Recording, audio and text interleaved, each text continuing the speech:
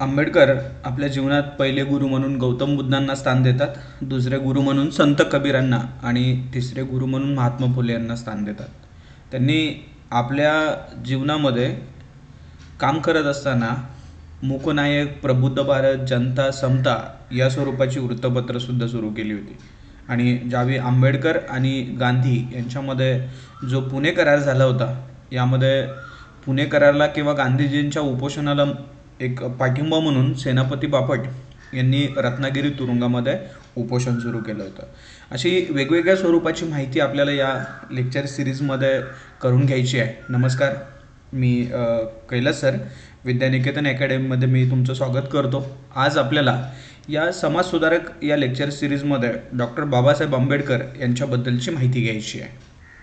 बघा, हे समाजसुधारक मी तुम्हाला पाठीमागच्या लेक्चरमध्ये सांगितलेलंच आहे की नेमके कुठे येतात. तर विशेषतः प्रिलियममध्ये याचं महत्त्व तर आहेच आहे, पण राज्यसेवेची मेन्स आणि इतर ज्या तुमच्या मेन्स असतात त्या मेन्समध्ये सुद्धा समाजसुधारकांवरती क्वेश्चन येतात. पण हे क्वेश्चन वाचल्यानंतर असा प्रश्न पडतो की हे प्रश्न नेमके कुठून विचारतात. कारण काय होतं की आता जे वरवरचे क्वेश्चन आहेत ते पाठीमागच्या बऱ्याचशा एक्झाममध्ये विचारून झाल्यामुळं या MPSC कडून काय केलं जातं की थोडंसं डेप्थवरती जाऊन काही क्वेश्चन जे आहेत ते तुमच्यासमोर आणलेले असतात. म्हणजे जसं तुम्हाला वाटतं की ही माहिती मी प्रश्न करून जाईल आणि ही उत्तरामध्ये असेल, तर यामध्ये होतं उलटं की ही उत्तरामध्ये जी माहिती येणं अपेक्षित आहे ते प्रश्नामध्ये घेतात आणि पुढचा भाग तुम्हाला विचारतात. तर अशी माहिती मी या ठिकाणी तुमच्यासाठी घेऊन आलेलो आहे. तुम्ही जर अगदी लेक्चर व्यवस्थित ऐकले आणि जर ते रिव्हिजन करून वारंवार रिपीट करून तीच माहिती पक्की केली तर येणारे क्वेश्चन तुम्हाला 100% सॉल्व्ह होतील याची खात्री देतो. या लेक्चर सिरीजमध्ये आपल्याला जवळपास 35 ते 40 समाजसुधारकांची माहिती घ्यायची आहे. आत्तापर्यंत आपण घेतलेली माहिती महात्मा फुले, त्यानंतर शाहू महाराज आणि आज आपण डॉक्टर बाबासाहेब आंबेडकर या समाजसुधारकांबद्दलची माहिती घेतो आहे. व हळूहळू सगळे समाजसुधारक तुमच्यापर्यंत पोहोचवले जातील.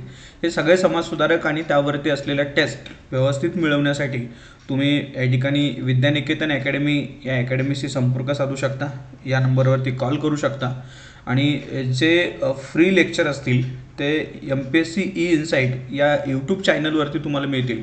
त्यामुळे हा चॅनलसुद्धा तुम्ही सबस्क्राईब करा. पुण्यामध्ये जर तुम्हाला ऑफलाईन ॲडमिशन हवे असतील तर या ठिकाणी ऑफिस 1 पद्मावती या ठिकाणी आहे, स्वारगेटच्या जवळ, आणि ऑफिस 2 सदाशिवपेठ पेरुगेट पोलीस चौकीच्या जवळ आहे. या ठिकाणी सुद्धा कॉन्टॅक्ट करायचं असेल तर इथं 2 मोबाईल नंबर दिलेले, त्याच्यावरती कॉल करा. इथे राज्यसेवा, ग्रुप बी, PSI, STI, ASO, पोलीस भरती, तलाठी अशा सगळ्या ज्या एक्झाम आहेत यासाठी तुम्हाला ॲडमिशन भेटून जातील आणि एकंदरीत तुमचं करिअर बनवण्यासाठी आमच्याकडून जेवढी जमेल तेवढी मदत तुम्हाला करता येईल. चला, आज आपण या समाजसुधारकाबद्दलची माहिती घेतो आहे. ही माहिती घेत असताना समाजसुधारकांबद्दल मी तुम्हाला सांगितलेलं आहे की अभ्यास करताना काही पॉईंट तुम्ही सुरुवातीला बाजूला काढा आणि याच पॉईंटच्या अनुषंगाने तो समाजसुधारक कंप्लीट करा. या ठिकाणी काय काय पाहायचं की नेमका तो कोणत्या काळामध्ये आहे, म्हणजे त्या समाजसुधारकाचा जन्म कधी आहे आणि मृत्यू कधी आहे, हा कालखंड तुम्हाला समोर ठेवावा लागेल. जसं की आंबेडकरांनी जे काम केलेलं आहे ते 1891 पासून 1956 पर्यंतचं आहे. म्हणजे या ठिकाणी फुलेंच्या मृत्यूनंतर या ठिकाणी आंबेडकरांचं काम आहे किंवा थोडंफार शाहू महाराज जे आहेत, वीरा शिंदे आहेत, यांचे समकालीन म्हणून डॉक्टर बाबासाहेब आंबेडकरांचं काम आपल्याला पाहता येतं. किंवा अजून तुम्ही या ठिकाणी एक बीट लक्षात ठेवू शकता की स्वातंत्र्यानंतरसुद्धा काही दिवस आंबेडकर आपलं सामाजिक कार्य, राजकीय कार्य चालू ठेवतात. अशा पद्धतीचे जे बीट आहेत की ज्या तुम्हाला लॉजिकसाठी खूप मदत करतात, या तुम्ही डेव्हलप करणं अपेक्षित आहे. पाठांतराचे प्रश्न तर येतातच, ते तुम्ही करून ठेवायलाच पाहिजे, त्याबद्दल द्विमत असण्याचं काही कारण नाही. पण लॉजिकचे क्वेश्चन जे आहेत ते सुद्धा सॉल्व्ह झाले पाहिजे, यासाठी थोडासा प्रयत्न तुम्ही करत राहा. यासाठी तुम्हाला पाठीमागचे क्वेश्चन पेपर, मी दिलेली माहिती, सांगितलेलं लॉजिक या बाबी तुम्हाला खूप मदत करतील. तर आंबेडकरांसाठी तुम्ही कोणती माहिती किंवा कोणते मुद्दे समोर ठेवायला पाहिजे, तर त्यांचा परिचय, त्यानंतर त्यांची कौटुंबिक पार्श्वभूमी, त्यांनी घेतलेलं शिक्षण, लेखन आणि पत्रकारिता, त्यानंतर सामाजिक कार्य, राजकीय कार्य, त्यांनी स्थापन केलेल्या राजकीय संघटना, त्यानंतर आंबेडकरांनी हे काम केलेलं आहे याबद्दल आंबेडकरांचा वेगवेगळ्या शब्दांमध्ये जो उल्लेख केलेला आहे, आंबेडकरांबद्दलचे उद्गार वापरलेले आहेत याबद्दलची माहिती, त्यानंतर आंबेडकरांचे सहकारी कोण आहेत. शेवटी तुम्हाला हे तर माहिती आहे की आंबेडकरांनी धर्मांतर केलं. या धर्मांतराची घोषणा कुठं केली होती आणि धर्मांतर कुठं केलं? उदाहरणार्थ या ठिकाणी प्रश्न विचारला जातो की आंबेडकरांनी धर्मांतराची जी घोषणा केली ती कुठे केली? ऑप्शन 1 नागपूर, 2 मुंबई, 3 नाशिक आणि 4 पुणे, अशा पद्धतीचे ऑप्शन. आणि आपण पटकन या ठिकाणी नागपूर हे उत्तर लिहून रिकामे होतो. जो उत्तराचा ओघ जो आहे, प्रश्न जो विचारलेला आहे मुळात तो वेगळा आहे आणि तुम्ही जे उत्तर लिहिलं ते वेगळं आहे. अशा पद्धतीनं बरेचसे आपल्याला फसवे प्रश्न जे आहेत ते विचारले जातात आणि आपण असेच प्रश्न लिहून येतो. तर यासाठी थोडंसं प्रॅक्टिस असणं गरजेचं आहे. आणि शेवटी जे वरच्या मुद्द्यांमध्ये कव्हर झालेली माहिती नाही आहे ती तुमच्या इतर मुद्द्यांमध्ये कव्हर होईल. या पद्धतीने डॉक्टर बाबासाहेब आंबेडकरांबद्दलची आपल्याला माहिती घ्यायची आहे. तर बघा, परिचयांमध्ये त्यांचा जन्म 14 एप्रिल 1891 महू हे मध्य प्रदेशमधलं ठिकाण आहे या ठिकाणी झालेलं आहे. म्हणजे त्यांचा जन्म ते महाराष्ट्रामध्ये नाही, मध्य प्रदेशमधलं ठिकाण आहे महू या ठिकाणी झालेलं आहे. आता महू या ठिकाणी जन्म होण्याचं कारण असं आहे की त्यांचे जे वडील आहेत कोण, तर हे रामजी आहेत, ते मात्र सैनिकांमध्ये भरती झालेले होते आणि ते सारखे फिरतीवरती असायचे. यानुसार त्यावेळी ते मध्य प्रदेशमध्ये होते, त्याचवेळी यांचा जन्म आहे. त्यांची आईचं नाव जे आहे ते भीमाबाई आणि वडिलांचं नाव जे आहे ते रामजी मालोजी आंबेडकर असं आहे. पण यांचं मूळ आडनाव जर पाहिलं तर ते अगदी ओरिजिनल तर ते सपकाळ असं आहे. आणि नंतर मात्र आंबेडकर असं करण्यात आलं. ते कसं करण्यात आलं मी पुढं सांगेलच तुम्हाला, पण इथं एवढं तरी लक्षात ठेवा की त्यांचं मूळ आडनाव जे आहे ते सपकाळ असं आहे. आणि त्यांचा महापरिनिर्वाण म्हणजे त्यांचा मृत्यू जो आहे तो 6 डिसेंबर 1956 आहे. अशा पद्धतीनं त्यांचा परिचय लक्षात असू द्या. त्याच्या पुढं कौटुंबिक पार्श्वभूमी. तुम्हाला हे तर माहितीच आहे की आंबेडकर अगदी हालाकीच्या स्थितीमध्ये आपलं जीवन जगत होते किंवा घरची पार्श्वभूमी काही खूप अशी स्ट्रॉंग नव्हती, पण तरी या हालाकीच्या परिस्थितीमधून त्यांनी इंग्लंड असेल, अमेरिका असेल यासारख्या भागामध्ये जाऊन शिक्षण घेतलं. आणि सगळ्यात महत्त्वाचं म्हणजे आपल्या भारताची घटनासुद्धा लिहिली, त्यामुळे आपण त्यांना घटनेचे शिल्पकार असं म्हणतो. याबद्दलची आपल्याला माहिती घ्यायची आहे. कौटुंबिक पार्श्वभूमीमध्ये सगळ्यात पहिला पॉईंट म्हणजे सपकाळ असं त्यांचं मूळ आडनाव होतं. मालोजी म्हणजे त्यांच्या वडिलांचे वडील हे सैन्यामध्ये भरती होते, किंवा त्या ठिकाणी काम करत होते आणि त्यांना 3 मुलं होते. त्यांनी त्या 3ही मुलांना सैन्यामध्ये भरती केलं होतं. यामध्ये सर्वात धाकटे म्हणजे सर्वात शेवटचे म्हणजे हे रामजी. आणि या रामजींचा विवाह जो आहे तो भीमाबाई यांच्याशी झाला होता. आणि रामजी आणि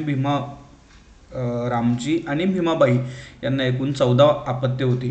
यातलं हे 14वं अपत्य म्हणजेच हे भीमराव, ज्यांना आपण डॉक्टर बाबासाहेब आंबेडकर या नावानं ओळखतोय.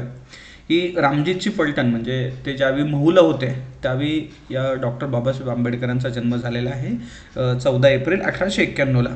आणि या ठिकाणी ते 14वं अपत्य आहे. या ठिकाणी ज्यावेळी भीमराव 5 वर्षांचीच होते, म्हणजे आंबेडकर लहान होते, त्यावेळी 1897लाच त्यांच्या आईचं म्हणजे भीमाबाई यांचं निधन झालेलं आहे. ज्यावेळी भीमाबाई यांचं निधन झालं त्यावेळी त्यांचे वडील म्हणजे रामजी यांनी दुसरा विवाह केला होता. तो दुसरा विवाह कुणाशी केला होता तर जिजाबाई नावाची एक विधवा स्त्री होती, यांच्याशी त्यांनी पुनर्विवाह केला. आणि आंबेडकर ज्यावेळी 14 वर्षी म्हणजे 14 वर्षाचे होते त्यावेळी 1908ला भिकोजी धोत्रे यांची कन्या रमाबाई यांच्याशी आंबेडकरांचा विवाह करण्यात आला. अशा पद्धतीने ही कौटुंबिक पार्श्वभूमी लक्षात ठेवणं अपेक्षित आहे. त्यानंतर आंबेडकरांचं जे काम आहे त्या कामाकडे जात असताना राजकीय सामाजिक काम असेल त्याच्या अगोदर आपण त्यांचं शिक्षण नेमकं कसं झालं याबद्दलची माहिती घेऊया. सुरुवातीचं शिक्षण दापोली मराठी शाळेमध्ये झालं होतं. नंतर माध्यमिक शिक्षण सातारा लष्करी शाळा होती या शाळेमध्ये झालं होतं. आणि या लष्करी शाळेमध्ये असतानाच हे जे भीमराव आंबडीवेकर असं जे आडनाव आहे त्यांचं, हे आडनाव बदलण्यात आलं. कुणी बदललं होतं म्हणजे थोडक्यात इथं त्यांच्या वडिलांनी त्यांचं नाव सपकाळ असं न घालता, आडनाव सपकाळ असं न घालता भीमराव आंबडवीकर असं घातलं होतं. आणि इथंच हे आडनाव जे आहे ते गुरुजी होते तिथले आंबेडकर या नावानं, म्हणजे कृष्णा महादेव आंबेडकर यांनी त्यांचं आंबडवीकर हे नाव जे आहे ते बदललं आणि आंबेडकर असं केलं. आणि मग इथून पुढं त्यांना आंबेडकर या नावाने ओळखलं जातं. या साताऱ्यानंतरचं शिक्षण मुंबईची जी महत्त्वाची एक नावाजलेली संस्था आहे एल्फिस्टन कॉलेज, यामध्ये त्यांचं शिक्षण झालं. आणि 1907ला एल्फिस्टन कॉलेजमधून किंवा त्या हायस्कूलमधून ते मॅट्रिक उत्तीर्ण झाले. ज्यावेळी मॅट्रिक उत्तीर्ण झाले होते त्या चाळीत जिथं राहत होते त्या डबल चाळीतील लोकांनी त्यांचा सत्कार केला होता. आणि विशेष म्हणजे या सत्कारावेळी तिथले त्यावेळचे समाजसेवक सीताराम केशव बोले हे त्यावेळी हजर होते. हा व्यक्ती लक्षात ठेवा, कारण यांचा संबंध आंबेडकरांशी कामाशी कुठंतरी आपल्याला पाहायला मिळतो. आणि आपल्या प्रश्नांची रचनासुद्धा अशीच असते की मदत कोणी केली, यावेळी हजर कोण होतं किंवा विरोध कोणी केला, अशाबद्दलची माहिती आपल्याला या ठिकाणी घ्यावी लागणार आहे. या ठिकाणी पार्शियन आणि इंग्रजी या भाषेमध्ये त्यांनी आपली पदवी मिळवली आणि विशेषतः याचवेळी त्यांची जी हालाकीची परिस्थिती आहे त्यासाठी हे केळुस्कर गुरुजी आणि नारायण चांदावरकर यांच्या प्रयत्नानं सयाजीराव गायकवाड यांच्याकडून दरमहा 25 रुपयाची शिष्यवृत्ती जी आहे ते आंबेडकरांना मिळून दिली होती. या ठिकाणी तुम्हाला प्रश्न विचारतील की आंबेडकरांना जी सयाजीराव गायकवाड यांनी जी शिष्यवृत्ती दिली होती त्यासाठी प्रयत्न कुणी केले, तर गुरुजी यांचा प्रयत्न आणि त्यांनी नारायण चांदावरकर यांच्या प्रयत्नानं सयाजीराव गायकवाड यांच्यापर्यंत पोहोचले आणि शिष्यवृत्ती मिळवून दिली. त्यानंतर पुढं उच्च शिक्षण घ्यायचं होतं. त्या उच्च शिक्षणासाठी सुद्धा जे बडोद्याचे गायकवाड आहेत, कोण तर सयाजीराव गायकवाड किंवा सयाजीराव महाराज जे आहेत यांची शिष्यवृत्ती मिळवली आणि उच्च शिक्षणासाठी ते अमेरिकेला निघून गेले. म्हणजे थोडक्यात शिक्षण जे आहे ते कुठं कुठं झालेलं आहे बघा, की दापोली, सातारा, त्यानंतर मुंबईचं एल्फिन्स्टन कॉलेज, त्यानंतर उच्च शिक्षणासाठी ते अमेरिकेला गेलेले आहेत आणि अमेरिकेनंतर इंग्लंडला शिक्षण झालेलं आहे त्यांचं. म्हणजे अशा पद्धतीने हे टप्पे लक्षात ठेवा. त्यानंतर अमेरिकेमध्ये ते कोलंबिया विद्यापीठ या ठिकाणी स्थायिक झाले. स्थायिक म्हणजे शिक्षणासाठी गेले आणि इथं त्यांनी अर्थशास्त्र, समाजशास्त्र, राज्यशास्त्र या विषयांचा अभ्यास केला आणि 1916ला कोलंबिया विद्यापीठातून MA आणि PhD ह्या पदव्या मिळवल्या. जी MAची पदवी मिळवण्यासाठी लिहिलेला एक प्रबंध होता, त्या प्रबंधाचं नाव होतं प्राचीन भारतातील व्यापार. प्राचीन भारतातील व्यापार. तुम्हाला विचारतील की MAची पदवी मिळवण्यासाठी जो आंबेडकरांनी प्रबंध लिहिला होता त्या प्रबंधाचं नाव काय, तर त्या प्रबंधाचं नाव होतं प्राचीन भारतातील व्यापार किंवा ट्रेड इन एन्शियंट इंडिया या नावानं तो प्रबंध ओळखला जातो. त्यानंतर कोलंबिया विद्यापीठानं 1916ला त्यांना डॉक्टर ऑफ फिलॉसॉफी ही पदवी जी आहे ती बहाल केली. यासाठी जो प्रबंध लिहिला होता त्या प्रबंधाचं नाव आहे भारताच्या राष्ट्रीय नफ्याचा वाटा, एक ऐतिहासिक पृथक्करण आणि परिशीलन या नावानं त्यांनी प्रबंध लिहिला होता.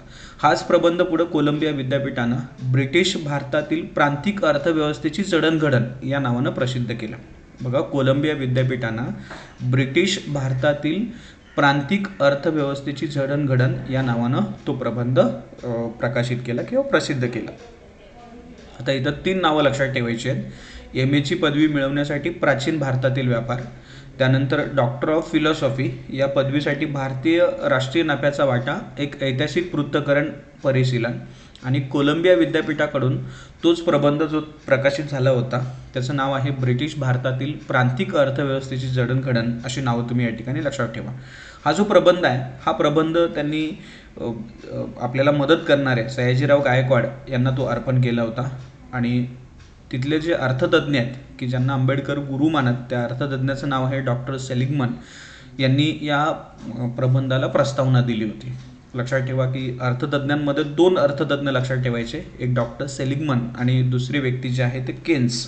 कारण या केन्स नावाचा व्यक्ती तर जागतिक स्वरूपाचा अर्थतज्ञ आहे. याच्या स्वरूपात किंवा याची ओळख आंबेडकरांबरोबर होती किंवा दोघांची भेट झाली होती. एका प्रबंधासाठी मार्गदर्शनसुद्धा केन्सचं लाभलं होतं. अशा पद्धतीचा हा महान व्यक्ती डॉक्टर बाबासाहेब आंबेडकर या व्यक्तीबद्दल आपण माहिती घेतो आहे. तर या ठिकाणी सेलिग्मन यांना ते गुरु मानत आणि हा जो प्रबंध आहे ब्रिटिश भारतातील प्रांतिक अर्थव्यवस्थेची जडणघडण किंवा भारताच्या राष्ट्रीय नफ्याचा वाटा, एक ऐतिहासिक पृथक्करण यासाठी त्याची प्रस्तावना लाभली होती आणि हा ग्रंथ जो आहे तो त्यांनी सयाजीराव गायकवाड यांना अर्पण केला होता. अमेरिकेतील अभ्यासक्रम पूर्ण करून ते 1916ला लंडनला आले आणि लंडनमधील London School of Economics and Politics Science या संस्थेमध्ये त्यांनी प्रवेश घेतला. संख्येत झालेल्या इथं संस्थेत असं लक्षात ठेवा, या संस्थेत त्यांनी प्रवेश मिळवला. पण या ठिकाणी प्रकार असा होता, स्कॉलरशिप मिळाली होती. स्कॉलरशिप घेऊन ते बाहेरचं शिक्षण जे आहे ते पूर्ण करत होते आणि हे शिक्षण पूर्ण करून त्यांना भारतात येणं अपेक्षित होतं. पण थोडासा कालावधी जो आहे तो पुढे जायला लागला आणि यावेळी मात्र आर्थिक चणचण भासू लागली. यासाठी मात्र त्यांनी हे लंडन सोडलं आणि जिथून शिष्यवृत्ती मिळाली होती त्या संस्थानामध्ये त्यांनी नोकरी करण्याचं ठरवलं. आता या ठिकाणी लष्करी भागामध्ये त्यांना कार्यवाहक म्हणून जॉईन करून घेण्यात आलं, नेमणूक दिली. पण इथं मिळणारी अस्पृश्यतेची वागणूक यामुळे ते तिथं काही काम करू शकले नाही आहेत आणि त्यांनी 11 दिवसातच तिथं राजीनामा दिला. मग यावेळी पुन्हा आता जे राहिलेलं शिक्षण आहे ते आपल्याला पूर्ण करायचं आहे. या दृष्टिकोनातून अमेरिकेमध्ये त्यांना एक मित्र मिळाले होते. त्या मित्राचं नाव आहे नवल मथेना आणि अजून एक ओळख झाली होती ते म्हणजे आता शाहू महाराज यांनी त्यांना आर्थिक सहाय्य दिलं आणि आंबेडकर पुन्हा इंग्लंडला गेले. इंग्लंडला गेल्यानंतर त्यांनी DSc या पदवीसाठी एक प्रबंध लिहिला होता. त्या प्रबंधाचं नाव आहे रुपयाचा प्रश्न किंवा प्रॉब्लेम ऑफ रुपी या नावानं तो प्रबंध लिहिला होता आणि विद्यापीठाने यासाठीच त्यांना डॉक्टर ऑफ सायन्स ही पदवी बहाल केली 1923मध्ये. त्याच्या अगोदर लक्षात ठेवा की 1922लाच ग्रेज इन संस्थेनं त्यांना बार ॲक्ट लॉ ही पदवी बहाल केली होती. व्यवस्थित पदव्या, त्यासाठी लिहिलेले प्रबंध, त्यासाठी असलेलं साल, या सगळ्या बाबी तुम्ही लक्षात ठेवा. किंवा आंबेडकरांना जी मदत झालेली आहे, शिष्यवृत्ती मिळालेली आहे, ती नेमकी कधी आणि कुणी दिली याबद्दल थोडीशी माहिती असणं अपेक्षित आहे. तर 1923ला त्यांना डॉक्टर ऑफ सायन्स ही पदवी मिळाली आणि यासाठी मार्गदर्शन आहे. मी तुम्हाला पाठीमागे सांगितल्याप्रमाणे एक अर्थतज्ज्ञ केन्स नावाचा अर्थतज्ज्ञ यांचं मार्गदर्शन लाभलं होतं. तर याला प्रस्तावना मात्र त्यांनी स्वतःच दिलेली आहे. पाठीमागच्या प्रबंधासाठी प्रस्तावना जी आहे ती डॉक्टर सेलिगमन यांची आहे. सेलिगमन यांची आहे आणि इथं मात्र प्रस्तावना त्यांनी स्वतःच दिलेली आहे.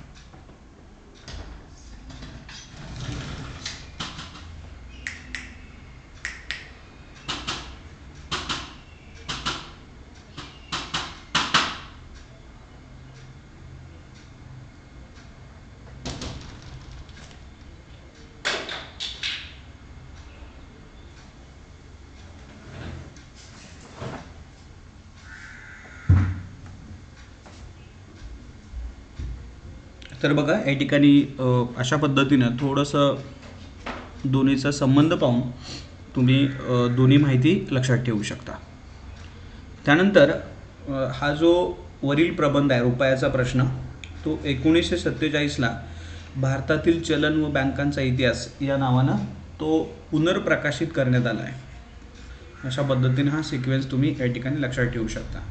त्यानंतर आंबेडकरांनी हे सर्व करत असताना काही लेखनसुद्धा केलं होतं आणि पत्रकारितेमध्ये सुद्धा त्यांना विशेष रस होता.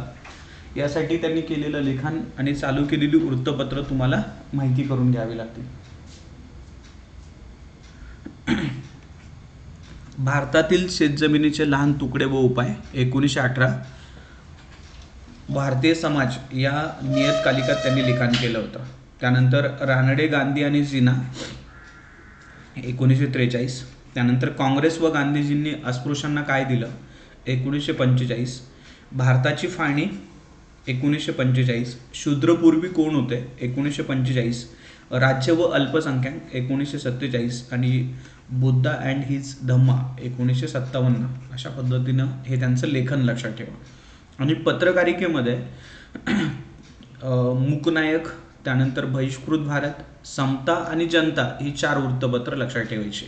वृत्तपत्र लक्षात ठेवत असताना ते नेमकं कुठून प्रकाशित होत होतं, ते चालू का झालं होतं, त्यानंतर त्याचं काही विशेष आहे का, ते पाक्षिक होतं मासिक होतं, याबद्दलची माहिती मिळवणं गरजेचं आहे. जसं याबद्दल तर तुम्हाला माहितीच असेल की दैनिक म्हणजे दररोज प्रकाशित होणारं, साप्ताहिक म्हणजे 7 दिवसाला प्रकाशित होणारं, पाक्षिक म्हणजे 15 दिवसाला, मासिक म्हणजे महिन्याला, त्रैमासिक म्हणजे 3 महिन्याला, त्यानंतर 6माही आणि वार्षिकी. अशा पद्धतीने यांचे प्रकार तुम्हाला माहिती असणं गरजेचं आहे.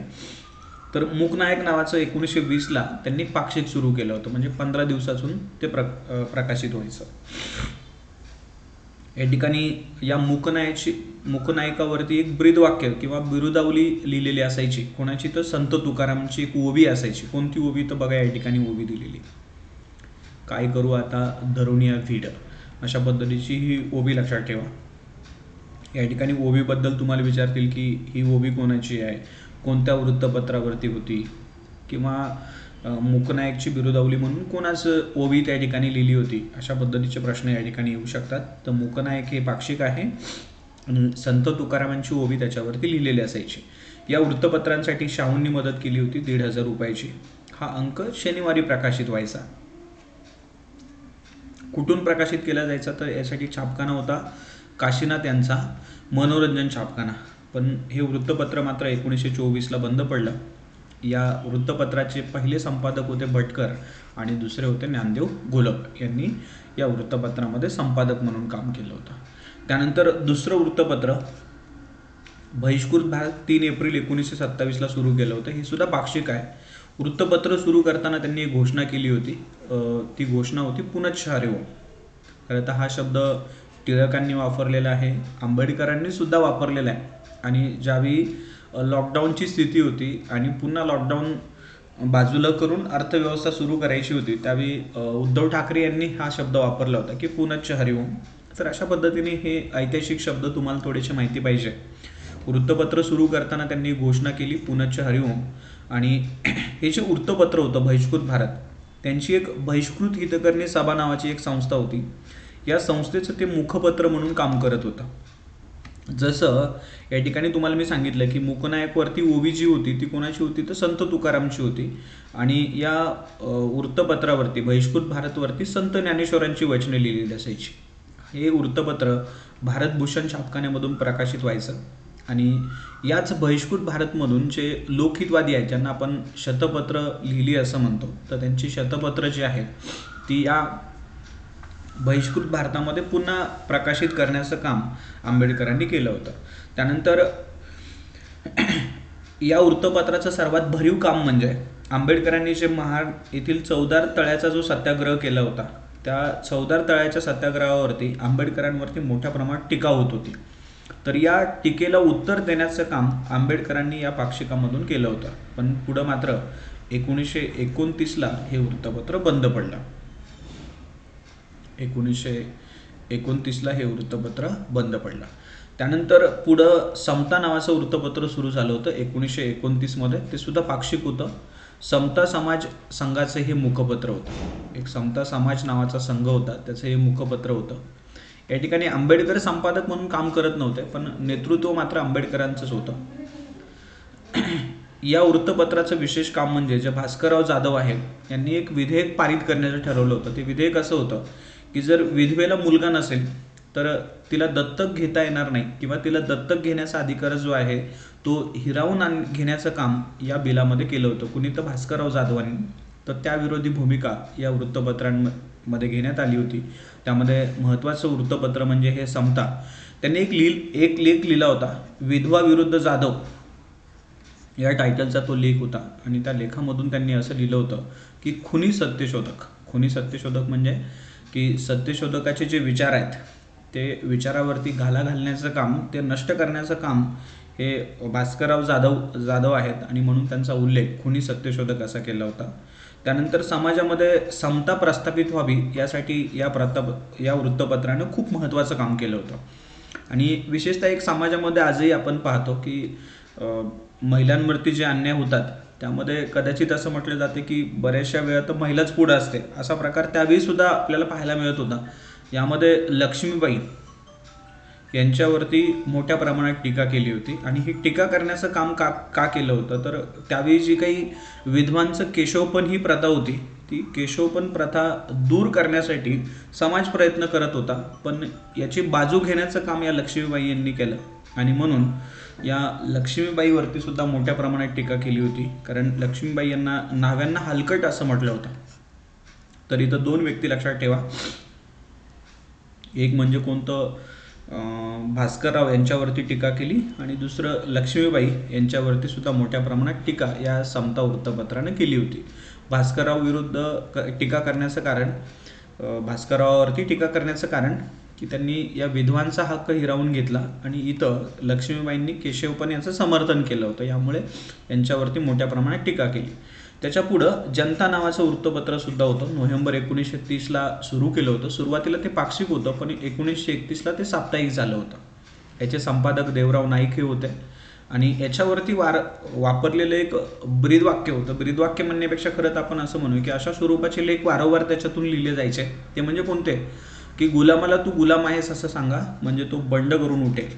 अशा पद्धतीचे लिखाण या जनतामधून वारंवार झाल्याचं दिसतं. यामध्ये खरं प्रकार हा असतो की एखाद्या अन्यायकारक व्यक्तीला, म्हणजे ज्याच्यावरती अन्याय होतोय अशा व्यक्तीला जोपर्यंत अन्यायाची जाणीवच होत नाही तोपर्यंत तो बंड करणार नाही. यासाठी याच्यातून एक सूचना किंवा लोकांपर्यंत एक मेसेज द्यायचा होता की गुलामाला तू गुलाम आहेस असं सांगा, म्हणजे तो बंड करून उठेल.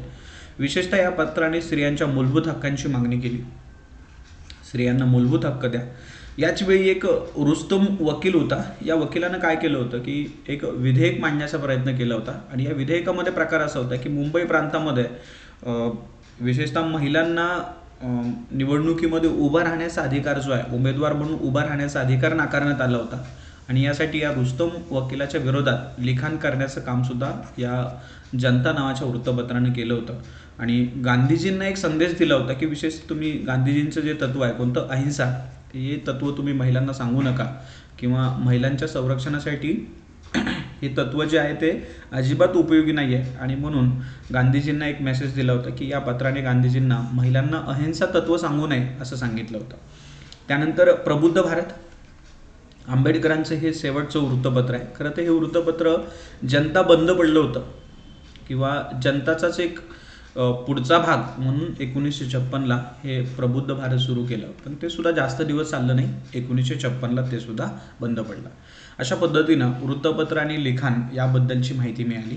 या ठिकाणी आपल्याला सामाजिक कार्याबद्दलची माहिती घ्यायची आहे. सर्वात सामाजिक कार्यांमध्ये भरपूर आहे, की महाडचा सत्याग्रह असेल, एखाद्या मंदिरामध्ये प्रवेश असेल, तर याबद्दलची माहिती. महाडचा सत्याग्रह 4 ऑगस्ट 1923ला मुंबईच्या विधिमंडळात हे सीताराम बोले जे आहेत यांनी काय केलं होतं की ज्यावेळी अस्पृश्य समाजाला बरेचसे अधिकार नव्हते, त्यातला एक अधिकार देण्याचा प्रयत्न केला होता की सार्वजनिक ठिकाणी ते प्रवेश मिळून आपला हक्क घेऊ शकतात, अशा पद्धतीचं एक विधेयक त्यांनी सभागृहामध्ये पारित करून घेतलं होतं. आणि यालाच अनुसरून जे महाड नगरपालिका आहे यांनी सुद्धा हे 14 तळे आहे ते सर्वांसाठी खुलं केलं होतं, की जिथं सुरुवातीला अस्पृश्यांना इथं जाता येत नव्हतं किंवा इथलं पाणी घेता येत नव्हतं. आता या ठिकाणी प्रयत्न करण्यासाठी मग काय झालं बघा, की इथं महानगरपालिकेनं सुद्धा 14 तळे सर्वांसाठी खुलं केलं, पण अस्पृश्य लोक उच्चवर्णीयांच्या भीतीमुळे तिथपर्यंत जात नव्हते. आणि मग शेवटी 20 मार्च 1927ला आंबेडकरांनी महाडच्या 14 तळ्यातील पाण्याला स्पर्श केला आणि एक प्रकारे क्रांतीला सुरुवात केली. ही जी घटना होती ती कुलाबा जिल्हा बहिष्कृत परिषदेचं पहिलं अधिवेशन, या पहिल्या अधिवेशनानुसार हे ठरलं होतं आणि ही कृती झाली होती. आणि नंतर परत एक दुसरी महाड सत्याग्रह परिषद भरली होती. यानुसार दिवस ठरवला होता 25 डिसेंबर, आणि या दिवसापासून पुन्हा सत्याग्रह करायचा होता. अशा 2 डेट लक्षात ठेवायच्या महाड सत्याग्रहाच्या बाबतीत. पहिली 20 मार्च 1927 आणि दुसरी 25 डिसेंबर 1927. आपल्याला प्रश्नामध्ये काय विचारलेलं आहे हे लक्षात घ्यायचं आणि यानुसार उत्तर लिहायचं. इथं 25 डिसेंबर 1927लाच अजून एक दुसरी घटना होणार होती, ते म्हणजे जे मनुस्मृती आहे यामध्ये जे काही लिखाण झालेलं आहे ते खरं तर आंबेडकरांना किंवा दलित समाजाला ते आवडलेलं नव्हतं. यासाठी त्याचं जाहीररित्या दहन करायचं ठरलं होतं. आणि यासाठी डेटसुद्धा किती आहे तर 25 डिसेंबर 1927. हा जो ठराव आहे तो बापूसाहेब सहस्रबुद्धे यांनी मांडला होता. पण हा जो ठराव आहे तो भास्करराव जाधव यांना मात्र काही आवडलेला नव्हता. म्हणजे हे 2 नावं लक्षात ठेवायची, की बापूसाहेब सहस्रबुद्धे यांनी हा ठराव मांडला कशाचा, मनुस्मृतीचं दहन.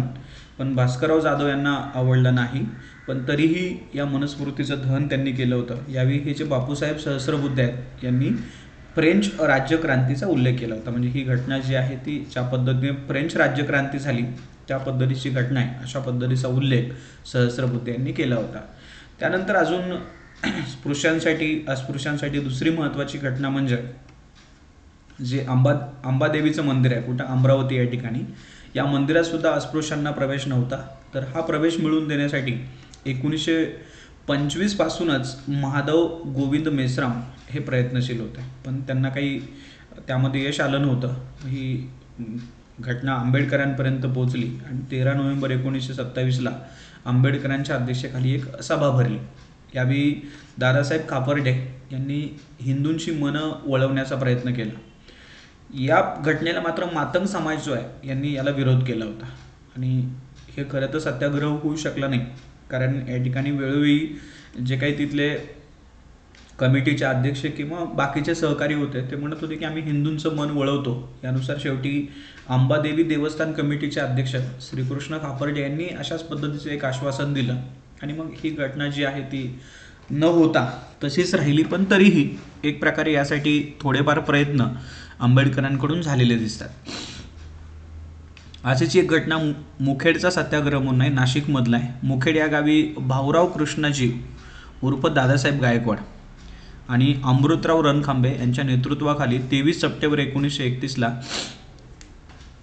सार्वजनिक रस्त्यावरून जाण्याच्या हक्कासाठी सत्याग्रह करण्यात आला होता. म्हणजे त्यावेळी जो सार्वजनिक रस्ता आहे तिथूनही या अस्पृश्य लोकांना जाता यायचं नाही आणि यासाठी तो हक्क मिळावा यासाठी प्रयत्न केले गेले होते. आता 31ला खरं ही जी घटना आहे त्यावेळी आंबेडकर मात्र इंग्लंडला गोलमेज परिषदेसाठी गेले होते. दुसरी गोलमेज परिषद होती, पण तिथं आंबेडकरांपर्यंत ही घटना पोहोचली. हे घटना पोहोचवण्याचं काम लंडन टाइम्स या वृत्तपत्रानं केलं होतं आणि यावेळी मात्र या लंडन टाइम्सवरती जी घटना छापून आली होती तेच वृत्तपत्र आंबेडकरांनी गांधीजींवरती फेकून दिलं आणि या ठिकाणी स्टेटमेंट असं वापरलं की माणुसकीचा भारतात अजून कसा आणि किती बळी घ्यायचा आहे, अशा पद्धतीचं स्टेटमेंट आंबेडकरांनी गांधीजींबद्दल केलं होतं. तर ही मुखेडचा सत्याग्रह म्हणून या पद्धतीने लक्षात ठेवा. त्यानंतर काळाराम मंदिरातील सत्याग्रह 2 मार्च 1930 नाशिकमधलं हे मंदिर आहे. तर इथंही या काळाराम मंदिरामध्ये प्रवेश करण्याचा प्रयत्न केला होता. यावेळी सत्याग्रहांना संरक्षण देण्याचं काम सखाराम काळे आणि शंकर काळे या 2 पहिलवानांनी केलं होतं. आणि तिथं जे रामकुंड आहे या रामकुंडात 13 डिसेंबर 1931ला आंबेडकरांचं नाव घेऊन एकानं उडी मारली होती. त्याचं नाव आहे शंकरराव गायकवाड. यानुसार त्या कुंडाला नाव दिलेलं आहे शंकरकुंड. तर हे काळाराम मंदिराबद्दलची माहिती तुम्ही या पद्धतीने लक्षात ठेवा. आणि एक पुण्याचं मंदिर जे पर्वती मंदिर सत्याग्रह या नावाने ओळखलं जातं. 13 ऑक्टोबर 1929ला इथं सत्याग्रह केला होता. यामध्ये सहभागी व्यक्ती शिवराम कांबळे, तानुबाई कांबळे आणि सेवंताबाई ओगळे एवढ्याच नाही आहेत, पण या व्यतिरिक्तही आहेत. पण महत्त्वाचे हे तुम्ही लक्षात ठेवा. तुम्हाला प्रश्न विचारतील की पर्वती मंदिर सत्याग्रहामध्ये खालीलपैकी कोण सहभागी झालं होतं. त्यानंतर 1920च्या वेळी कोल्हापूर संस्थानातील माणगाव येथे एक अस्पृश्यतेची परिषद भरली होती. त्याचं अध्यक्षपद आंबेडकरांकडे होतं. यावेळी शाहू महाराजांनी आंबेडकरांचा गौरवसुद्धा केला होता. त्यानंतर त्यांचं राजकीय कार्य 1919ला एक भारतामध्ये समिती आली होती. त्या समितीचं नाव आहे साऊथ बोरो समिती. कशासाठी आली होती तर भारतीयांना जे काही मतदानाचे हक्क द्यायचे आहेत त्या हक्कांसाठी ही समिती आली होती. याच्यामध्ये एकूण 9 सदस्य होते आणि या समितीला भारतातील 36 प्रतिनिधींनी साक्ष दिली होती. त्यामध्ये अस्पृश्यांच्या वतीनं साक्ष देणारे डॉक्टर बाबासाहेब आंबेडकर, त्यानंतर वीरा शिंदे आणि गणेश गवई यांचा समावेश आहे. खूप महत्त्वाची घटना आहे इतिहासाच्या दृष्टिकोनातून सुद्धा ही तुम्ही करून ठेवा. त्यानंतर बहिष्कृत हितकर्णी सभा 20 जुलै 1924ला स्थापन झालेली. खरं तर ही जी बहिष्कृत हितकर्णी सभा आहे जी आहे ती आंबेडकरांनी 1920ला स्थापन केली होती, पण नंतर मात्र आंबेडकर शिक्षणासाठी परदेशी गेल्यामुळे ही संस्था मागं पडली आणि शेवटी 20 जुलै 1944ला पुन्हा पुढे आली होती. ही बहिष्कृत हितकर्णी सभा चालू करण्याचं काम किंवा ही स्थापन करण्याचं काम का केलं तर त्याचं कारण असं आहे की अस्पृश्यांच्या सामाजिक व राजकीय समस्या सरकारपर्यंत पोहोचवणे हे या संघटनेनं काम करायचं होतं किंवा त्यासाठी ही स्थापन केली होती. यासाठी 9 मार्च 1924ला परळ येथे दामोदर ठाकूरशी हॉलमध्ये सभा आयोजित केली आणि या सभेतील ठरावानुसार ती 20 जुलैला स्थापन केली होती. त्यानंतर याचं ब्रीद वाक्य होतं शिका, संघटित व्हा आणि संघर्ष करा. सभेचे अध्यक्ष होते चिमनलाल सेटलवाड आणि खजिनदार होते तुळशीराम जाधव आणि सभेच्या वतीनं एक सरस्वती विलास नावाची वार्षिकी जी आहे ती प्रकाशित केली जायची. त्यानंतर आंबेडकरांची माहिती अजून घेताना गोलमेज परिषद ज्याला आपण राऊंड टेबल कॉन्फरन्स किंवा RTC या नावाने सुद्धा ओळखतो. तर पहिली गोलमेज परिषद, कारण या एकूण 3 गोलमेज परिषद आहेत त्यापैकी पहिली आहे ती 12 नोव्हेंबर 1930ला भरली होती. 89 प्रतिनिधी होते.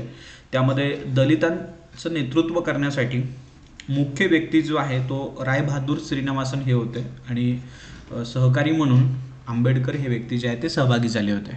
यावेळी आंबेडकरांनी दलितांसाठी राखीव मतदारसंघ याची मागणी केली होती आणि दुसरी गोलमेज परिषद 7 सप्टेंबर ते 1 डिसेंबर 1931 या दरम्यान भरली. इथं मात्र आंबेडकरांनी हे राखीव मतदारसंघ सोडून स्वतंत्र मतदारसंघाची मागणी केली. आता राखीव मतदारसंघासाठी कोणाचाही विरोध नव्हता, पण स्वतंत्र मतदारसंघासाठी मात्र गांधीजी आणि त्यांचे सहकारी यांनी विरोध केला होता. पण तरीही याला पाठिंबा देणाऱ्यांमध्ये तेजबहादूर सप्रू, जिना परांजपे आणि मुंजे यांचा सहभाग होतो. जिनांनी सपोर्ट केला असेल याचं कारण असं आहे की खूप अगोदरच मुस्लिम समुदायाला राखीवच्या ऐवजी स्वतंत्र मतदारसंघ मिळाले होते. स्वतंत्र आणि राखीव मतदारसंघामध्ये फरक हा असतो की राखीवमध्ये काय केलं जातं की उभा राहणारा व्यक्ती जो आहे तो ज्या समाजासाठी तो मतदारसंघ राखीव आहे तो उभा राहील आणि त्या भागात राहणारे सर्व लोक त्याला वोटिंग करतील अशा पद्धतीची रचना राखीवची असते. आणि स्वतंत्र मतदारसंघामध्ये रचना अशी असते ज्या समुदायासाठी तो मतदारसंघ आहे तोच व्यक्ती उभा राहील आणि त्याला मतदान करणारे सुद्धा त्याच समुदायाचे व्यक्ती मतदान करतील अशी रचना स्वतंत्रची असते. तर मुस्लिम समुदायाला खूप अगोदरच स्वतंत्र मतदारसंघ मिळाले होते आणि अशाच पद्धतीने बाकीचे समुदायसुद्धा स्वतंत्र मतदारसंघ मागू लागले होते. यामध्ये हा दलित समुदायसुद्धा आहे. याला पाठिंबा देण्याचं काम तेजबहादूर सप्रू, जिना परांजपे आणि मुंडे यांनी केलं होतं. पण इथं काही एकमत झालं नाही म्हणून 16 ऑगस्ट 1932ला त्यावेळेचे इंग्लंडचे पंतप्रधान रॅमसे मॅकडोनाल्ड यांनी एक जातीय निवाडा जाहीर केला आणि या जातीय निवाड्यानुसार काही गटाला स्वतंत्र मतदारसंघ दिले होते. त्यामध्ये मुसलमान, हरिजन, शीख, युरोपियन, ख्रिश्चन आणि अँग्लो इंडियन. हरिजन म्हणजे खरं तर दलित समुदाय, या सर्वांनाच स्वतंत्र मतदारसंघ देऊ केले. आणि मग यावेळी आंबेडकरांनी खरं तर दुःख व्यक्त केलं होतं. आंबेडकरांनी एक स्टेटमेंट केलं होतं. ते स्टेटमेंट असं होतं की आम्ही भाकरी मागितली आणि आम्हाला धोंडा मिळाला. गांधीजी नाराज झाले आणि गांधीजी त्यावेळी दुसऱ्या आर्टिशी नंतर ज्यावेळी भारतात आले त्यावेळी त्यांनी आपली जी दांडी यात्रा होती म्हणजे जे काही आंदोलन सुरू होतं ते सोडून दुसऱ्या आर्टिशीला गेले होते. आल्यावरती पुन्हा आंदोलन सुरू केलं. यानुसार गांधीजींना अटक केली आणि येरवड्याच्या जेलमध्ये गांधीजींना ठेवण्यात आलं होतं. त्यावेळी या स्वतंत्र मतदारसंघाला विरोध म्हणून 20 सप्टेंबर 1932ला गांधीजींनी उपोषण केलं. पंडित मदन मोहन मालवीय यांनी मध्यस्थी करून आंबेडकरांना राखीव मतदारसंघासाठी तयार केलं आणि मग मात्र गांधीजींनी आपलं उपोषण मागं घेतलं आणि यांच्यामध्ये जो करार झाला त्यालाच आपण पुरे करार असं म्हणतो. हा करार 24 सप्टेंबर 1932ला झाला होता. पुणे करारावर अस्पृश्यांचे प्रतिनिधी म्हणून आंबेडकर, बाळू पालवणकर आणि पांडुरंग राजभोग यांनी सही केली होती. यानुसार आंबेडकरांना 18% जागा जे आहेत ते केंद्रीय कायदेमंडळामध्ये मिळाल्या आणि प्रांतांमध्ये सुद्धा राखीव जागा वाढून मिळाल्या होत्या. त्यामध्ये मध्य प्रदेशात 20 होत्या, आसाममध्ये 7 होत्या, बंगालमध्ये 30 होत्या, संयुक्त प्रांतात 20 होत्या, बॉम्बे आणि सिंधमध्ये 15 होत्या, मद्रासमध्ये 30 होत्या, पंजाबमध्ये 8 आणि ओरिसा बिहारमध्ये 18 होत्या. पुणे करारातील मतदारसंघ निर्मिती कशी करायची यासाठी जी समिती नेमली होती त्याच्या समितीचे अध्यक्ष होते हॅमंड समिती. शेवटी ही तिसरी गोलमेज परिषद पार पडली 1933 ते नोव्हेंबर 1933च्या दरम्यान. इथे डेट पाहून घ्या. यालाही आंबेडकर उपस्थित होते आणि गांधी उपोषणाला बसले त्यावेळी पाठिंबा म्हणून सेनापती बापट यांनी सुद्धा रत्नागिरीच्या तुरुंगात गांधीजींना पाठिंबा दिला होता. म्हणजे ज्यावेळी गांधीजी येरवडा तुरुंगामध्ये उपोषणाला बसले त्यावेळीची ही घटना आहे. त्यानंतर काही राजकीय संघटना स्थापन केल्या होत्या. त्यामध्ये हरिजन सेवक संघ 30 सप्टेंबर 1932ला. सुरुवातीला अस्पृश्यता विरोधी लीग या नावाने स्थापन झाली होती, पण पुढे गांधीजींनी नाव बदललं आणि अस्पृश्य सेवक समाज असं केलं आणि नंतर याचंच नाव हरिजन सेवक असं झालं होतं. अशा पद्धतीनं हा हरिजन सेवक संघ 1932 पर्यंत. त्याचे अध्यक्ष होते GD बिर्ला आणि सचिव होते अमृतलाल ठक्कर आणि एक सदस्य म्हणून बरेचसे व्यक्ती होते, पण एक त्यामध्ये आंबेडकर सुद्धा होते. त्यानंतर स्वतंत्र मजूर पक्ष 15 ऑगस्ट 1936ला स्थापन झाला आहे, कारण 1935मध्ये कायदा पारित झाला होता आणि या कायद्यानुसार 1937मध्ये प्रांतिक निवडणुका होणार होत्या. या निवडणुका लढवण्यासाठी या स्वतंत्र मजूर पक्षाची स्थापना करण्यात आली होती. पक्षाचं मुख्य धोरण म्हणजे कष्टकरी वर्गाचं हित जोपासणं. त्यानंतर 1935च्या कायद्यानुसार 37ला ज्या प्रांतिक निवडणुका पार पाडल्या होत्या या निवडणुकांमध्ये स्वतंत्र मजूर पक्षानं भाग घेतला होता. यामध्ये खूप काही बाकीच्या प्रांतांमध्ये अस्तित्व दिसलं नाही, पण मुंबई प्रांतामध्ये मात्र ज्या 15 राखीव जागा होत्या ज्या पुणे करारानुसार दलित समुदायाला मिळाल्या होत्या त्यापैकी 13 जागा या स्वतंत्र मजूर पक्षानं जिंकल्या आणि 2च जागा फक्त काँग्रेसला मिळाल्या होत्या या दलित जागांपैकी.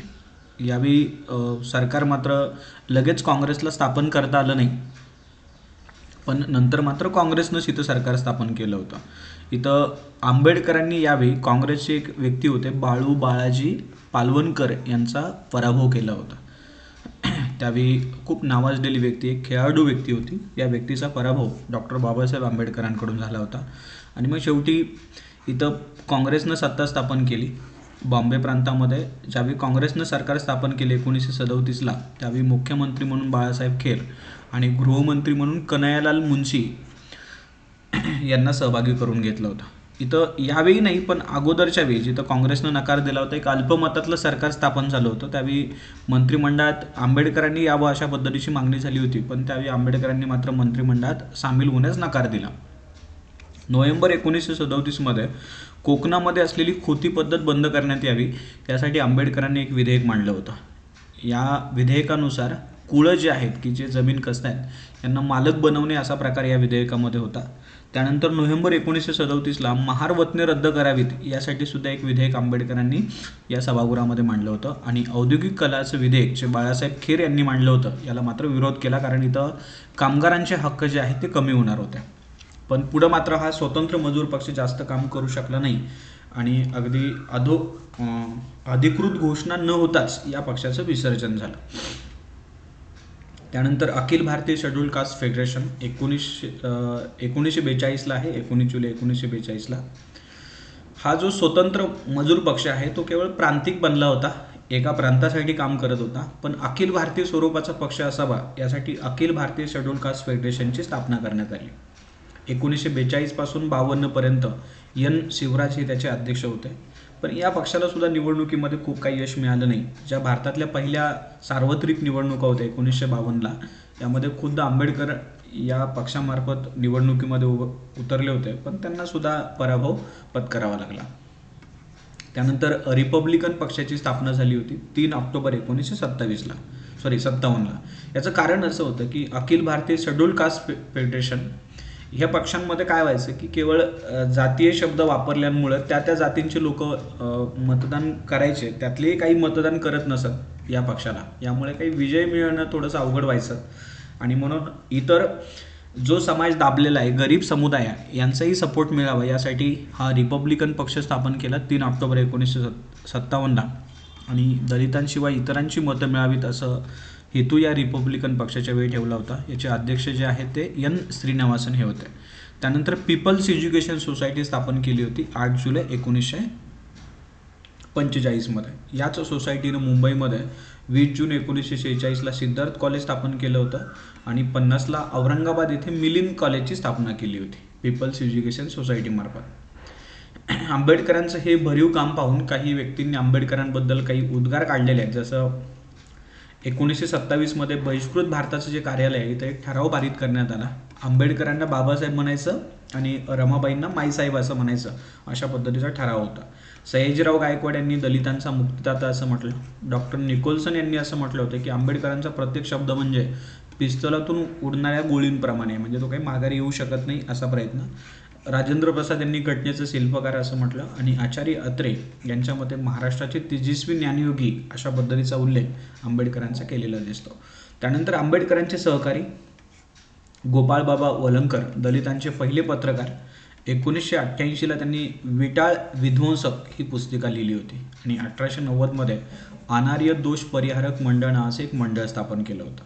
त्यानंतर किसन फाजू बनसोडे 1903ला सन्मार्ग शोधन निराश्रित समाज ही संस्था स्थापन केली. 1907ला नागपूर चोखामेळा मुलींची शाळा स्थापन केली आणि त्यांनी काही वृत्तपत्र सुरू केली होती. त्यामध्ये निराश्रित हिंद सेवक, विटाळ विध्वंसक, मजूर पत्रिका आणि चोखामेळा या नावानं काही पत्रंसुद्धा सुरू केली होती. त्यानंतर सीताराम केशव बोले 18मध्ये पीपल्स युनियन पक्षाची स्थापना.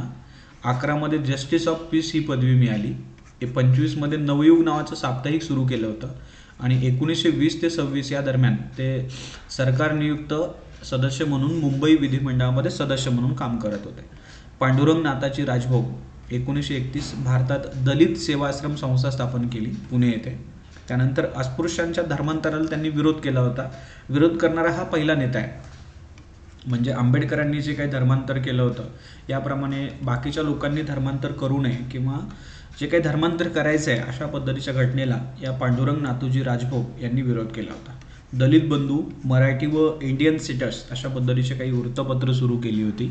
त्यानंतर दौलत गुणाजी जाधव हा व्यक्ती महत्त्वाचा आहे, कारण ज्यावेळी गांधीजींनी पुणे येथे उपोषण केलं होतं त्यावेळी हे उपोषण सोडताना यांच्या हातून सोडलं होतं, दौलत गुणाजी जाधव यांच्या. आणि पीपल एज्युकेशन सोसायटी, या पीपल्स एज्युकेशन सोसायटीचे अध्यक्ष आंबेडकरांनंतर हे दौलत गुणाजी जाधव हे पाहत होते. त्यानंतर आंबेडकरांनी धर्मांतर केलं. 13 ऑक्टोबर 1935ला येवला, नाशिक या ठिकाणी घोषणा केली होती. काय घोषणा होती? की मी हिंदू धर्माचा त्याग करतोय. म्हणजे जन्म कुठं घ्यायचा हे काय माझ्या हातामध्ये नव्हतं, पण मला मरायचं कुठं हे मात्र माझ्या हातामध्ये आहे. यानुसार मी हिंदू म्हणून जन्माला जरी आलो असेल तरी हिंदू म्हणून मरणार नाही, अशा पद्धतीची घोषणा 13 ऑक्टोबर 1935ला नाशिक येथे आंबेडकरांनी केली होती. आणि 14 ऑक्टोबर 1956ला त्यांनी बौद्ध धर्माची दीक्षा घेतली. यावेळी 1 लाख अनुयायी त्यांच्यामध्ये सहभागी झाले होते आणि त्यांनी धर्मांतर केलं होतं. यावेळी ही सगळं काम पाहण्याचं काम किंवा हे सगळं योजना करण्याचं काम बौद्ध जनसमिती नावाची एक समिती होती, या समितीने केलं होतं. आणि बौद्ध धर्माची दीक्षा चंद्रमणी महारथवीर यांनी दिली होती. खरं तर आंबेडकरांनी शीख धर्म स्वीकारावा अशा पद्धतीची मागणी केली होती शंकराचार्य कुरुतकोटी यांनी आणि अजून डॉक्टर मुंजे यांनी सुद्धा, पण ही मात्र घटना आंबेडकरांनी नाकारली. ही शेवटी आंबेडकरांनी बौद्ध धर्माचा स्वीकार केला. आपल्या जीवनामध्ये आंबेडकर 3 व्यक्तींना गुरु मानत. त्यातले पहिले गुरु होते गौतम बुद्ध, दुसरे गुरु होते संत कबीर आणि तिसरे गुरु होते महात्मा फुले. 1938ला मातंग परिषद भरली होती पंढरपूरला, यातर्फे आंबेडकरांना मानपत्र देण्यात आलं होतं. 1940मध्ये नेताजी सुभाषचंद्र बोस यांची भेट घेतली होती मुंबईमध्ये. 47ला नेहरूंच्या मंत्रिमंडळामध्ये सामील झाले होते. त्यावेळी कायदा मंत्री हे पद आंबेडकरांकडे होतं आणि राज्यघटनेचा मसुदा समितीचे अध्यक्ष डॉक्टर बाबासाहेब आंबेडकर, आणि म्हणूनच राजेंद्र प्रसाद यांनी त्यांना घटनेचा शिल्पकार असं म्हटलेलं आहे. त्यानंतर 1948मध्ये त्यांच्या पत्नीच्या निधनानंतर, म्हणजे त्यांच्या पत्नीचं निधन अगोदरच झालेलं आहे, पण 48मध्ये सविता कबीर यांच्याशी त्यांनी दुसरा विवाह केला होता. दलितांना दलित न म्हणता प्रोटेस्टंट हिंदू किंवा नॉन कन्फॉर्मिस्ट अशा पद्धतीचा शब्द वापरावा अशी मागणी आंबेडकरांनी केली होती. आंबेडकरांनी एक महत्त्वाचं बिल आणलं होतं 48 नंतर, त्याला हिंदू कोड बिल असं म्हटलं जातं, पण हे काही पारित होऊ शकलं नाही आणि म्हणून आंबेडकरांनी मंत्रिमंडळाचा राजीनामा सुद्धा दिला होता. 1950मध्ये कोलंबो येथे विश्व बौद्ध परिषद भरली होती, याला त्यांनी उपस्थिती लावली होती. आणि रंगून येथे जी काही 3री जागतिक बौद्ध परिषद होती यालाही ते उपस्थित होते. 1991मध्ये भारत सरकारकडून दिला जाणारा भारतरत्न हा किताब, सर्वोच्च किताब त्यांना मिळाला. याचवेळी मरणोत्तर मोरारजी आणि पटेल यांनाही दिला होता. म्हणजे 1991मध्ये अजून भारतरत्न कोणाला मिळालेला आहे तर मोरारजी आणि पटेल यांनाही मिळालेला आहे आणि त्याच्यामध्ये आंबेडकर सुद्धा होते. त्यानंतर ज्या अस्पृश्यता निवारण परिषद आहे त्यामध्ये कुठं भरल्या होत्या आणि आंबेडकरांशी संबंध काय याबद्दलची माहिती असणं गरजेचं आहे. यावरती सुद्धा पाठीमागच्या एक्झाममध्ये काही प्रश्न आलेले दिसतात. अस्पृश्यता निवारण परिषद माणगाव 1920, अध्यक्ष आंबेडकर होते आणि प्रमुख पाहुणे म्हणून शाहू महाराजांना बोलवलं होतं आणि स्वागत अध्यक्ष म्हणून दादासाहेब इनामदार हे याच्यामध्ये सहभागी झाले होते. यावेळी शाहूंनी आंबेडकरांचा उल्लेख असा केला होता की विद्वानांचे पंडित असा उल्लेख केला होता आणि आंबेडकरांना तुम्ही दलित जातीचे पुढारी करा असं आव्हान केलं होतं. त्यानंतर अस्पृश्यता निवारण परिषद नागपूर 30 मे ते 1 जून 1920, इथंही अध्यक्ष इथं वरती आंबेडकर होते, इथं मात्र शाहू महाराज आहे, पण इथं आंबेडकर उपस्थित होते. त्यानंतर अस्पृश्यता निवारण परिषद पुणे 26 डिसेंबर 1923, इथं राव बहादूर धनाजी शाह कुपर आणि इथं एक महत्त्वाचा शब्द म्हणजे अस्पृश्याऐवजी आदि हिंदू शब्द वापरा अस्पृश्यांना अशी मागणी करण्यात आली होती. त्यानंतर अस्पृश्यता निवारण परिषद दिल्ली, ही परिषद 1922मध्ये भरली होती. गणेश आकाजी गवई यांनी भरवली होती. यावेळी अध्यक्ष शाहू होते, पण इथं आंबेडकर मात्र उपस्थित नव्हते. आणि विरा शिंदे ज्यांनी दलित समुदायासाठी काम केलं यांनी सुद्धा एक अस्पृश्यता निवारण परिषद भरवली होती 1918ला मुंबईला. त्याचे अध्यक्ष मात्र सयाजीराव गायकवाड हे होते. अशा हा महान व्यक्तीचं महापरिनिर्वाण 6 डिसेंबर 1956ला दिल्ली या ठिकाणी झालं. त्यांचं समाधीस्थळ मात्र चैत्यभूमी मुंबई या ठिकाणी आहे. अशा पद्धतीनं महत्त्वाची माहिती मी तुम्हाला सांगितली. या ठिकाणी आपण थांबूया. बाकीचे समाजसुधारकसुद्धा सगळे कवर केले जातील, पण तत्पूर्वी तुम्हाला जर ऑनलाईन लेक्चर सिरीज आणि ऑफलाईन लेक्चर सिरीज याला ॲडमिशन घ्यायचं असेल तर तुम्ही या नंबरवरती कॉल करू शकता. या ठिकाणी आपण थांबूया.